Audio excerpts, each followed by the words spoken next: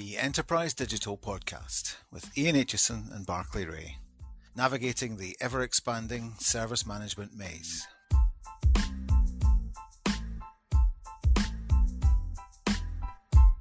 Well, hello again. It's the Enterprise Digital Podcast. I hear you say, not again, not them again, not those noisy, pesky people blabbering on about service manager or whatever. This is episode Z5, and we'll work out the code for those later on. It's probably about 130, 140, something like that.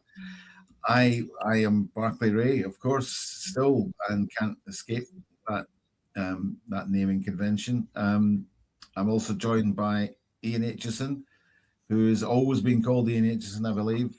Yes, I have. Thank you.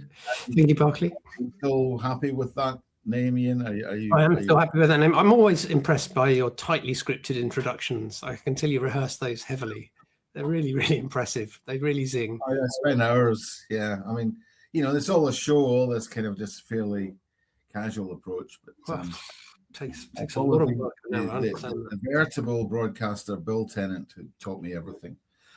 Anyway, so today we've got an exciting guest. We're going to be talking shortly, but before we do that, we always have to consider the trivia that fills Ian Aitchison's head and which swirls around on a daily basis.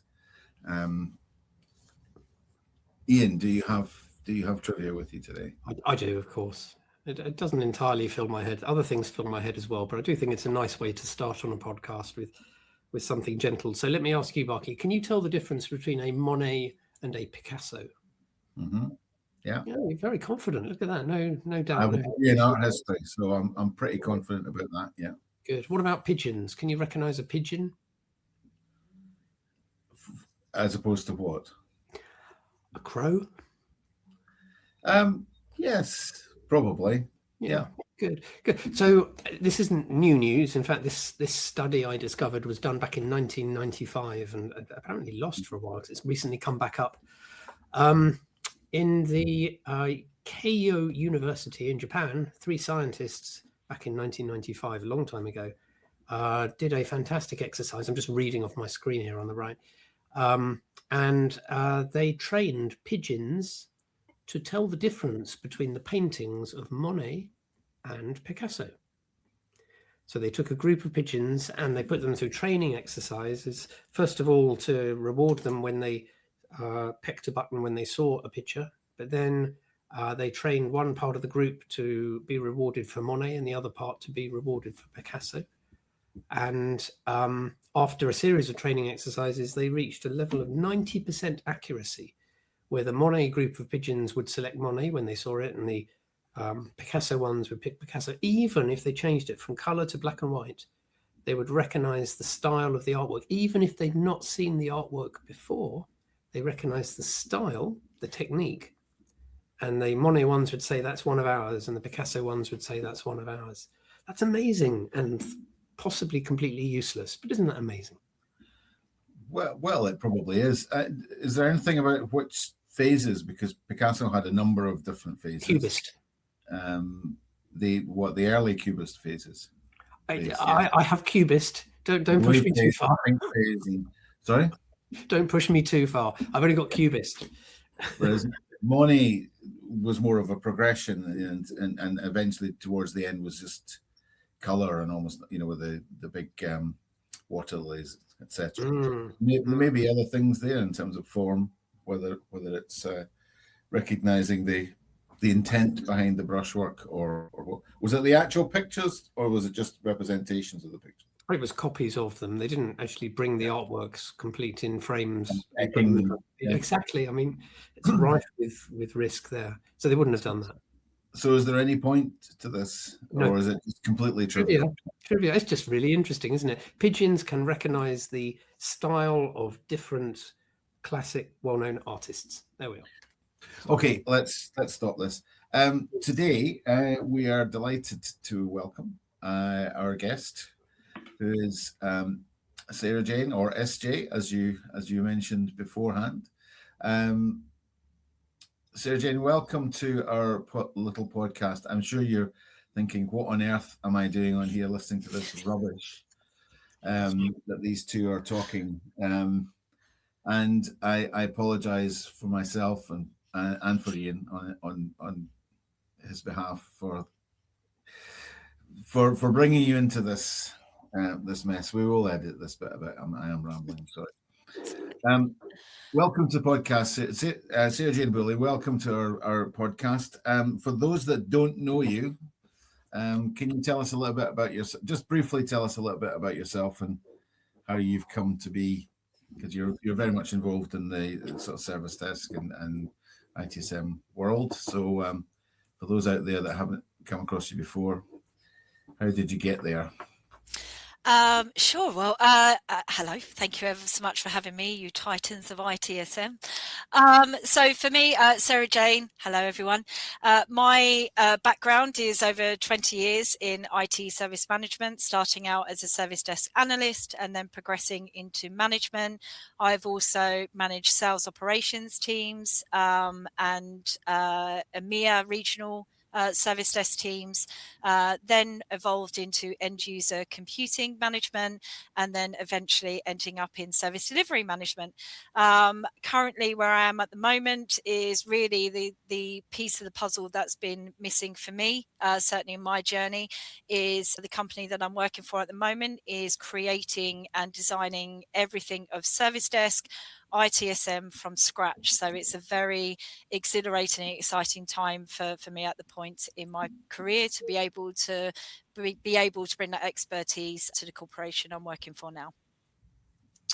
So that sounds like a really good journey. I mean, I think it's always great when we get people who are, in the industry and out there talking and doing stuff that have actually done that frontline job and lived through the pain and joy, mostly pain, but very often joy as well of doing that job. So that gives it a real, it gives you an incredible amount of agency to say, well, this is what it's really like, and so on. So I believe you're from what you're saying, you're talking about doing everything from scratch. I want to, we'll investigate that, and so you're building something. A whole new operation, is that right at the moment? Yeah, so currently the corporation I'm working for at the moment, we are the last piece of the puzzle to join as technology services, and my role as service delivery manager is to literally build service desk, the team, the resourcing, including EUC from scratch, but also implementing the ITSM processes aligned with ITIL.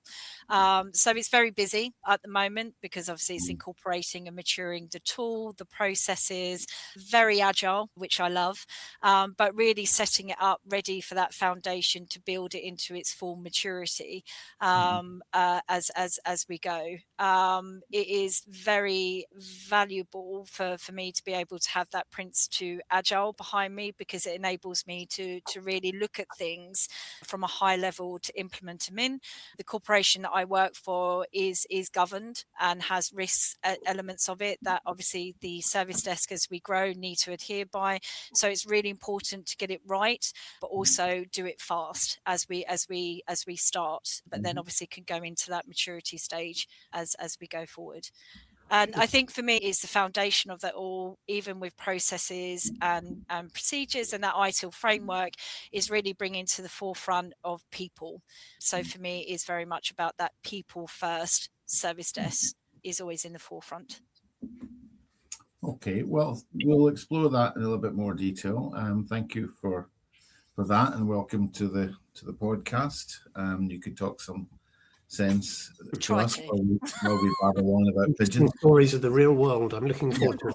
Sarah-Jane, in terms of, so if you were looking at, you're taken into an organization, they say, right, we don't know anything about this stuff, we don't have anything in place, we're a greenfield site, we're, and we want to set up a service operation.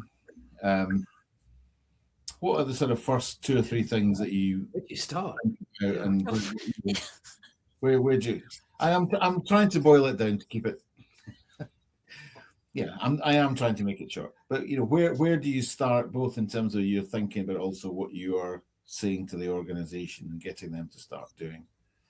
I think firstly it's understanding the organisation as themselves and the operational or the teams that are involved and what their user requirements are of service desk.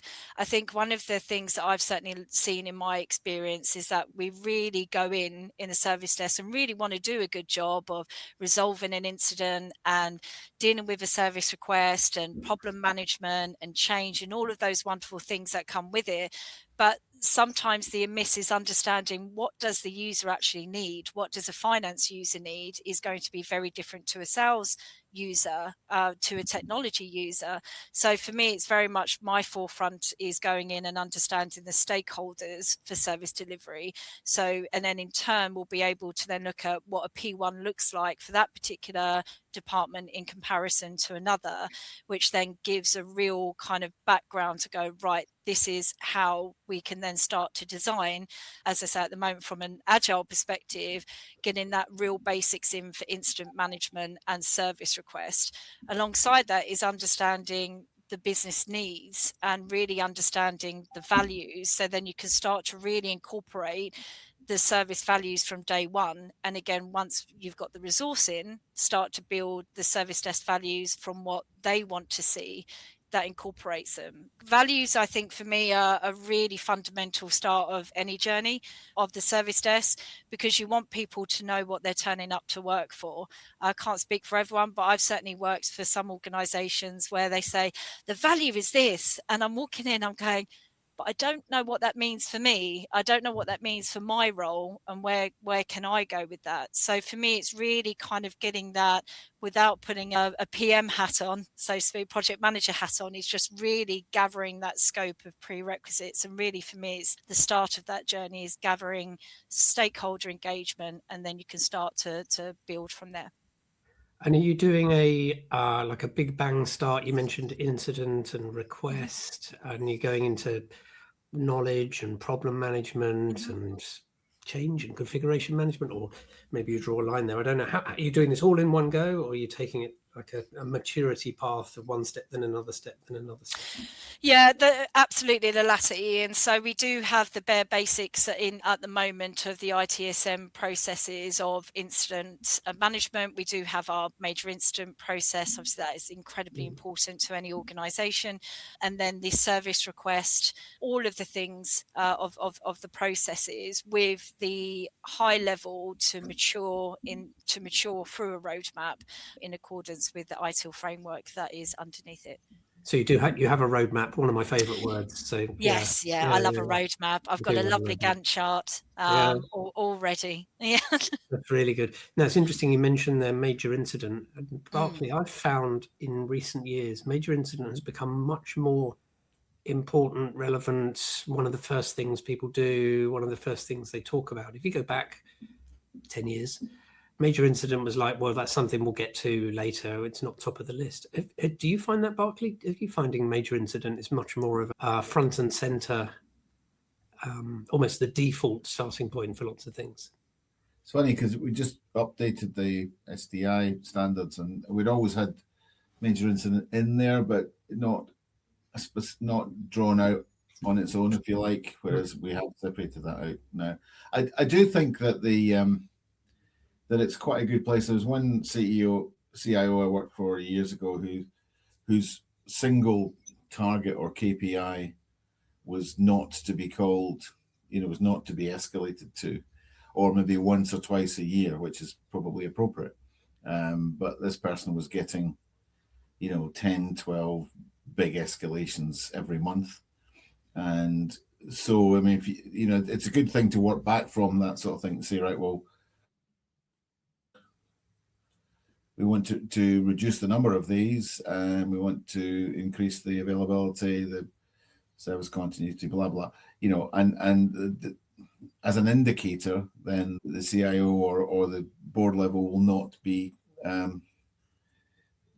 to be escalated to, either because we managed it or we've eliminated it or whatever. I'm probably seeing more where there's people are dealing with that, and then they're starting to look again at some of the P2s and P3s, and actually there's a lot of value to be got out of them once you start digging in there and seeing where things are. Because problem management and major incident have a lot of similarities in terms of how you deliver. You know, they need a swarm as opposed to a tiered model, and so there's a synergy there, I guess. Okay. I think also as well, the nature of any organization has astronomically changed now, that if you look at any organization, majority of them are utilizing software.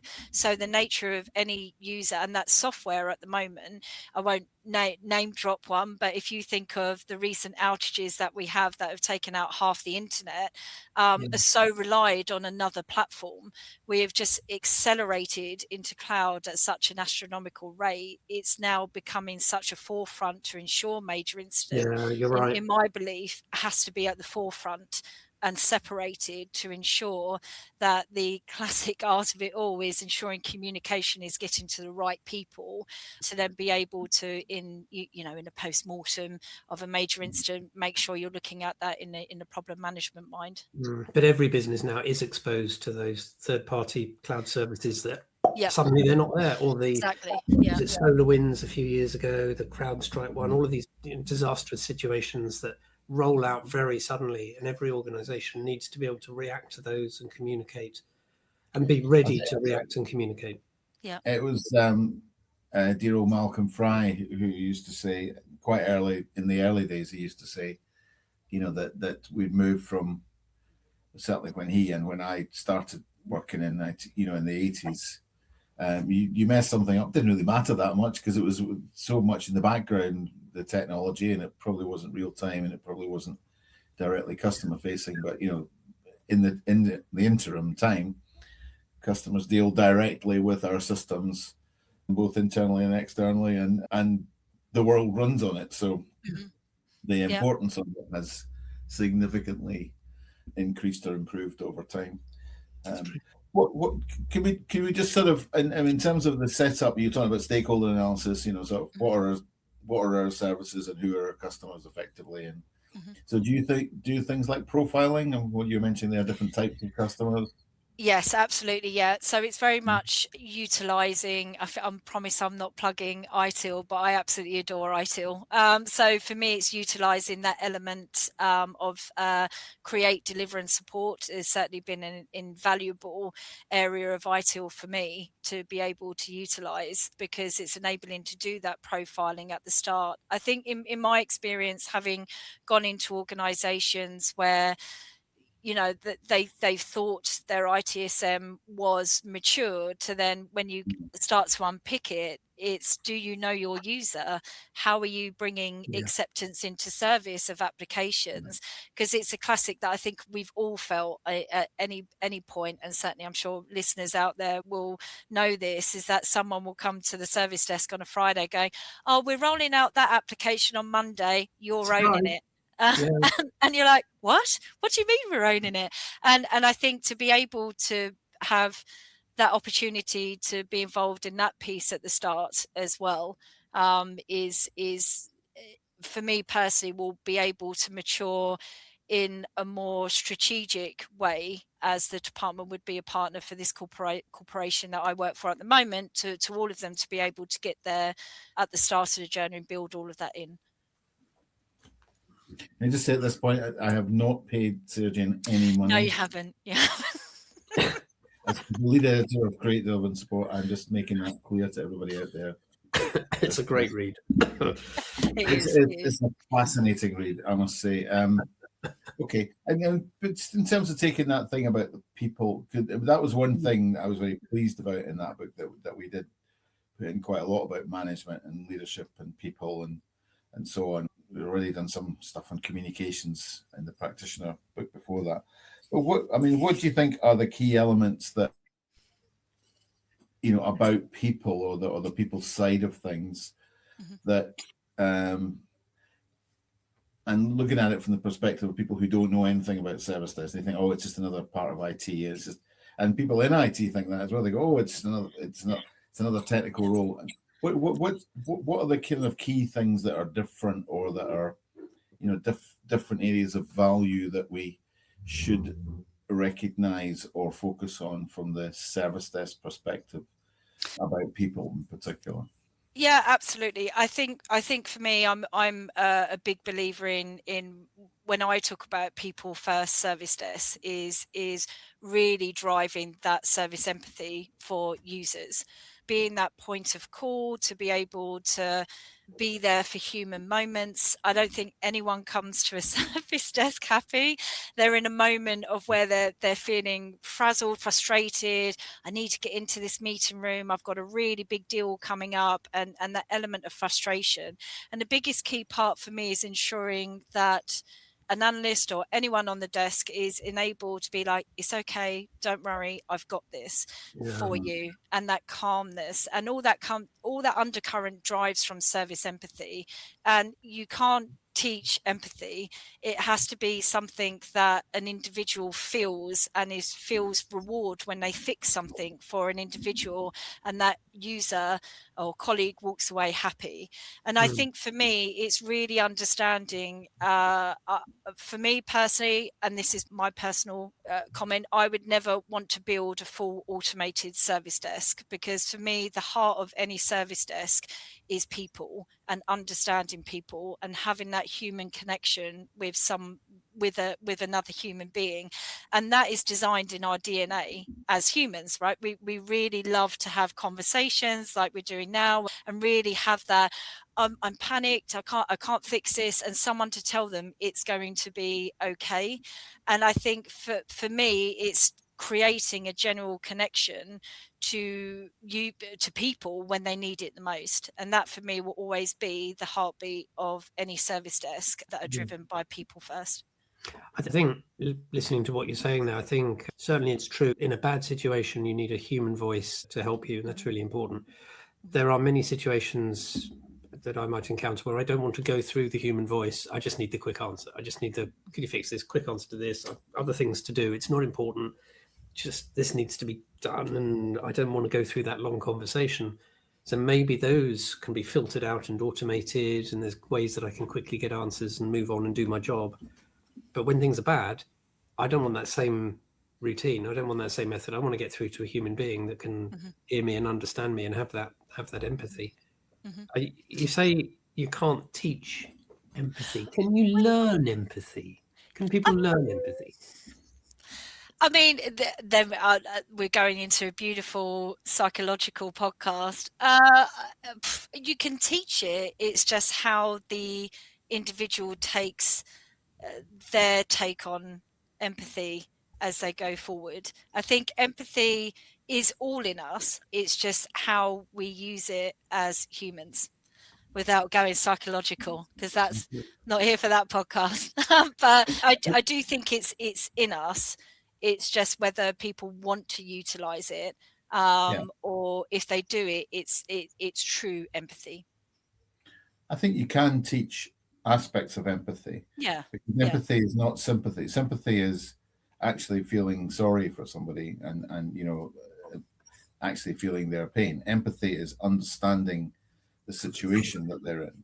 So you can learn the more. That's why profiling is really useful, because it allows you to kind of define that person's environment and the conditions that they are working in. Is it a busy, noisy, high energy environment?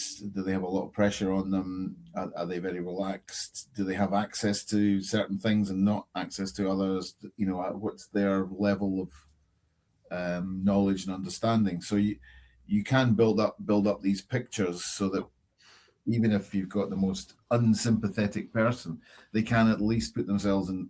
They can at least be put into a situation to go, well, this is the situation that they're in. And I think you're right, Sarah-Jane, that then it's about what people want to do, and I think that's where it does become more difficult to train that. But the more empathy that you can create through things like profiling, the better they understand what they need to do just to get things fixed.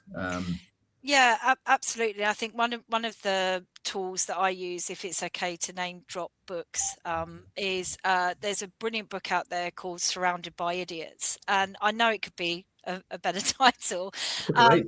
But it's a fantastic book if you really kind of want to understand the real key for people. And I really utilize that book. My copy, I'll probably need a new one because it's been folded so many times.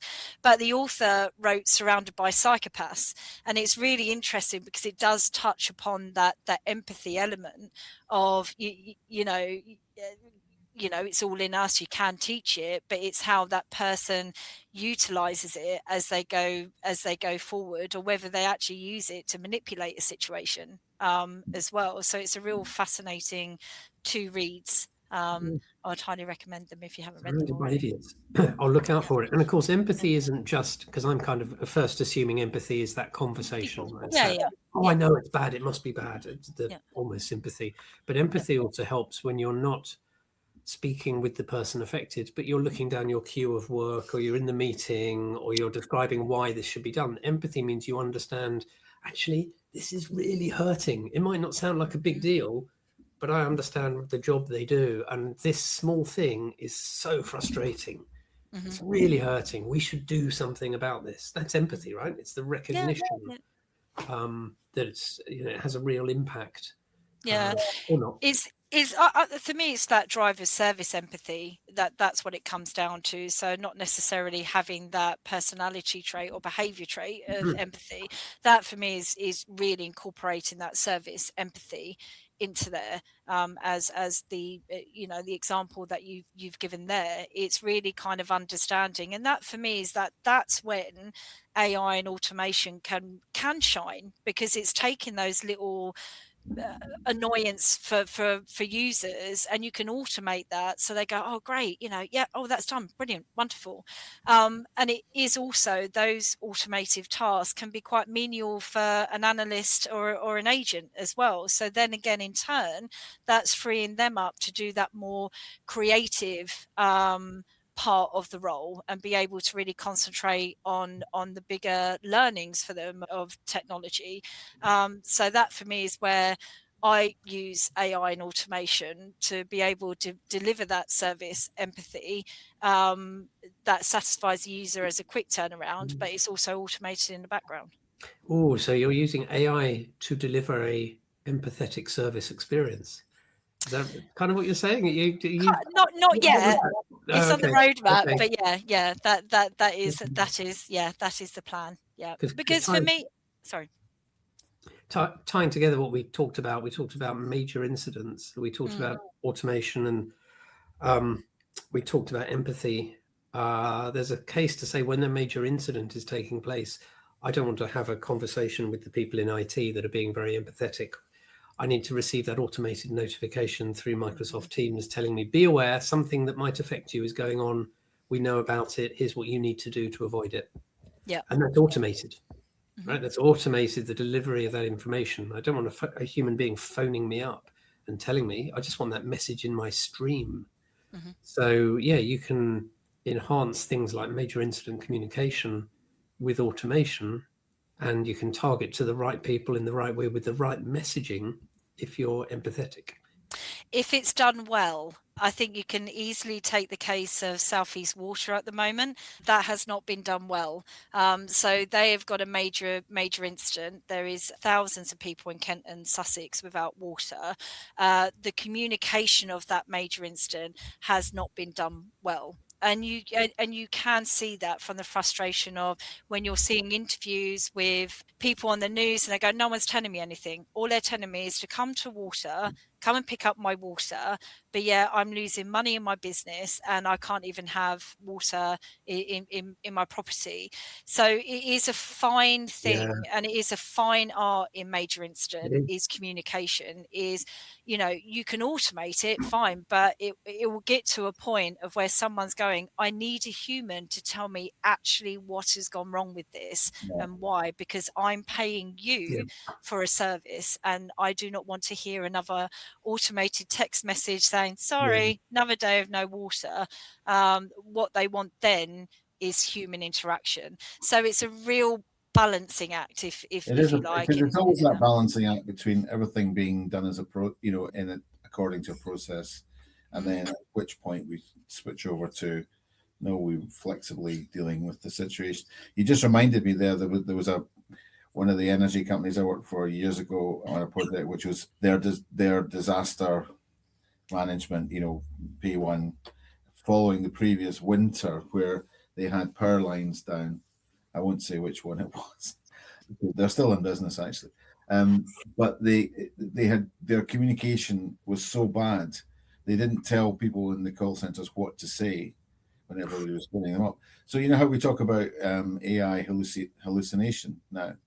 That's what happened with people. They started making things up. They started saying, "Yeah, they'll be fixed tomorrow. We'll have the engineers out next," and it was just rubbish. And of course, it utterly infuriated all their people.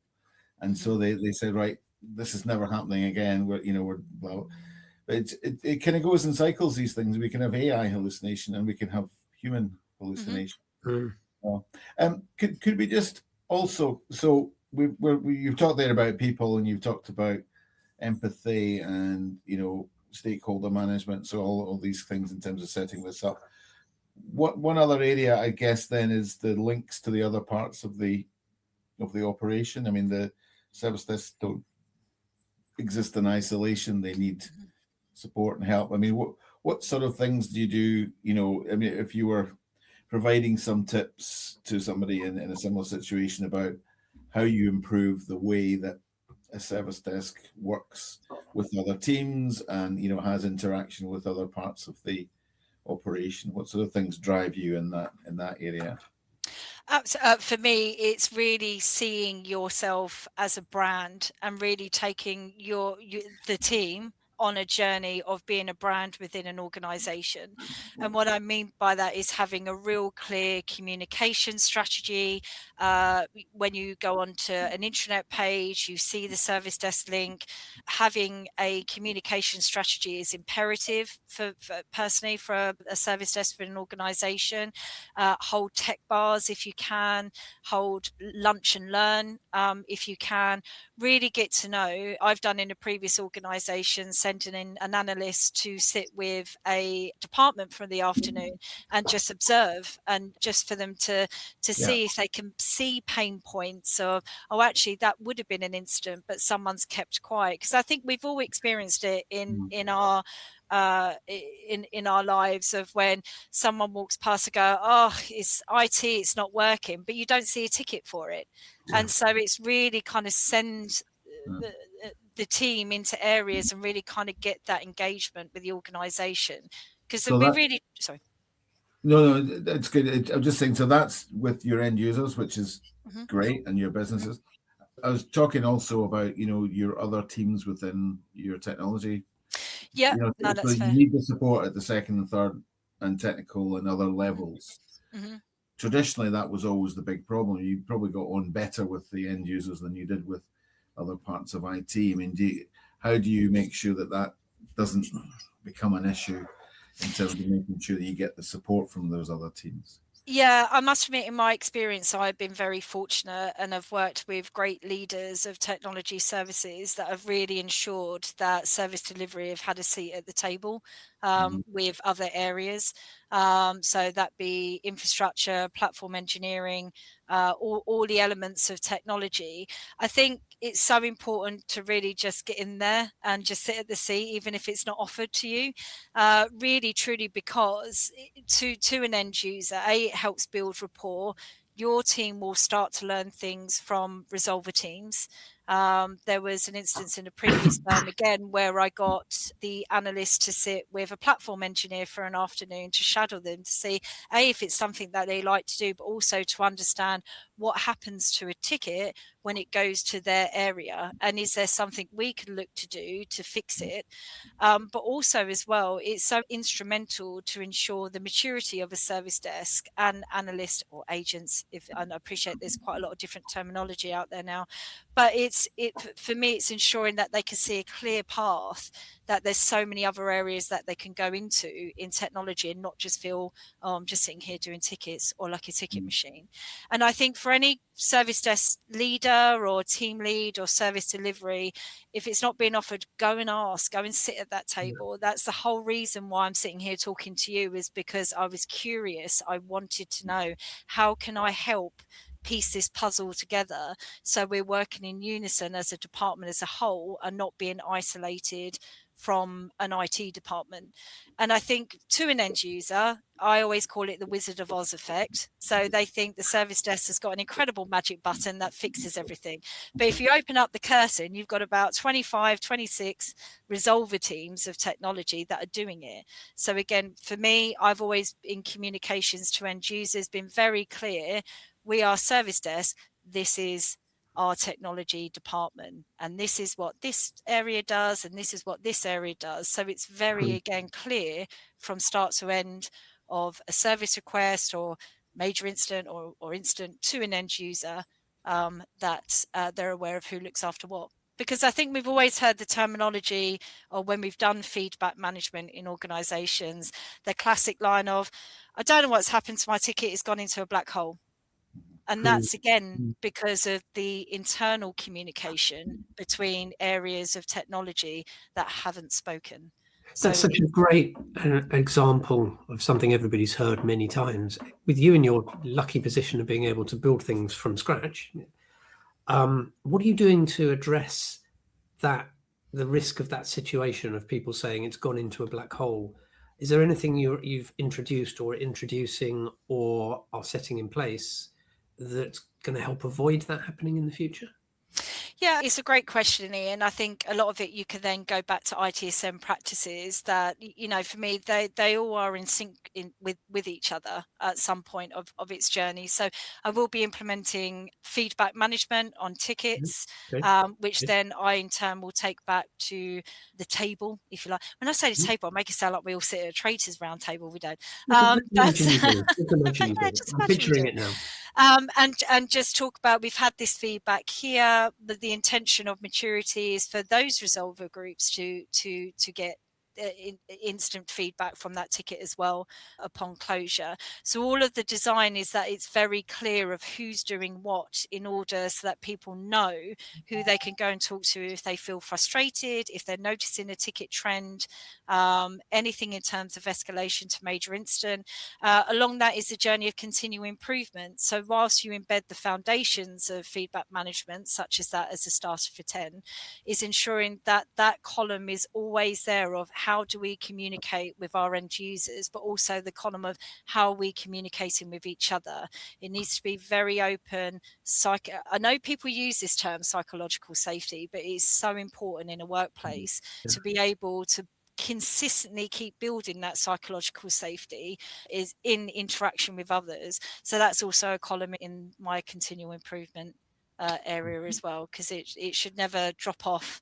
It always needs to be worked on.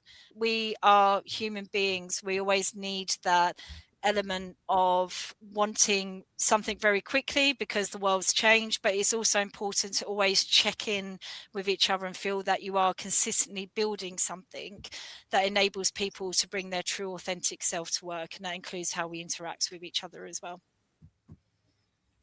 Yeah, I think that's great. I mean, the reason I was asking that, I mean, particularly from the days in the early days, 100 years ago when I started in IT, it was fear and loathing was the model that they used to, you know, it's like, well, you don't challenge that technical person because they know everything and they're always right, and you know, even when they're not.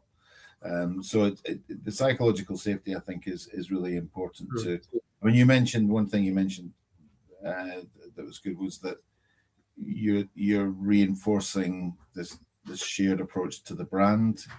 Mm-hmm. You know that it's all these trite things like we're all in it together and all, but it is actually people working to meet the brand value that the organization is trying to achieve, and if they're not. if they're not able to do that, and you need to measure them to make sure that they are doing that, or measure the team. Not, are we actually achieving what we set out to do in our brand values? I think psychological safety is a huge part of that. Can I just ask you finally then? I mean, in terms of going forward, what if you are continuing to do this maybe with other organizations or build new service desk or new service operation models, I mean, what are you seeing at the moment that you think will need to change, or will you still be building the same kind of model in 5 years' time? What are the kind of things that will stay the same, and what do you think might need to progress in terms of how you approach that? It's a great question.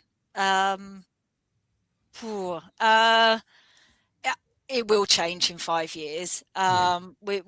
Without you've seen it happen in history, right? With Industrial Revolution. So we're having our own now with AI and automation.